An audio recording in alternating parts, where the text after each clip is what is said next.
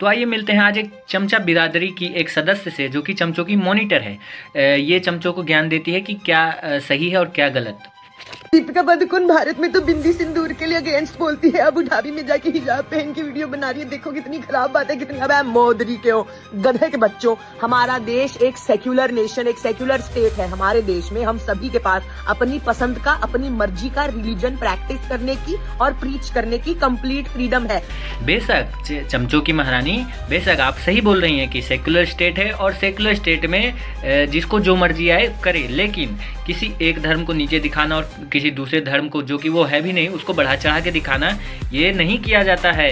Secular state में सब बराबर हैं, सबको इक्वल सम्मान मिलना चाहिए। लेकिन आपकी बिंदी वाली मैडम ने क्या किया, उन्होंने कहा कि मेरी बॉडी मेरी चॉइस, मैं डिसाइड करूंगी कि मुझे बिंदी लगाना है या नहीं लगाना है, मैं डिसाइड करूंगी कि मुझे सिंदूर लगाना है, मंगलसूत्र पहनना है या नहीं पहनना है, उन्होंने ये कहा था। लेकिन दूसरी तरफ आप इस्लामिक स्टेट में जाके इस्लामिक परंपरा के अनुसार आप हिजाब डालती हैं। तो इसके पीछे का मोटिवेशन क्या है? इसके पीछे का मोटिवेशन पैसा है, इसलिए उसको ट्रोल किया जा रहा है कि पैसे के लिए आप बिक गई।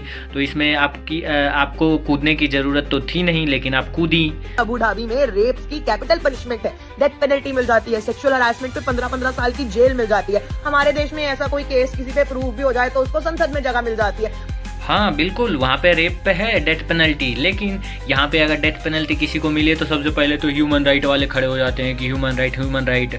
फिर उसके बाद अभी हाल ही में पता चला था कि केरल या तमिलनाडु में, शायद मेरे ख्याल से तमिलनाडु में किसी एक चमचों के पापा जो कि कैथोलिक प्रीस्ट होते हैं ना, जो चर्च में पिताजी होते हैं इनके, तो उनको रेप के चार्जेस में 20 साल की सज़ा हुई थी। तो उन्होंने 10 साल की सज़ा काटी। तो इनके ही जिनको ये डिफेंड कर रहे थे ना अभी गवई साहब, जो सो कॉल्ड दलित हैं, तो उन्होंने ही उस प्रीस्ट की, उस कैथोलिक प्रीस्ट की सज़ा कम कर दी, 10 साल में ही उसको छोड़ दिया, ये बोल के कि 10 साल ऑलरेडी इसने सज़ा काट ली है, जबकि वो रेपिस्ट था तो उसको सज़ा मिलनी चाहिए थी ना, और इसके हिसाब से तो डेथ पेनल्टी मिलनी चाहिए थी। लेकिन इसका मुंह उस समय तो खुला नहीं क्योंकि राहुल गांधी का इसके मुंह में।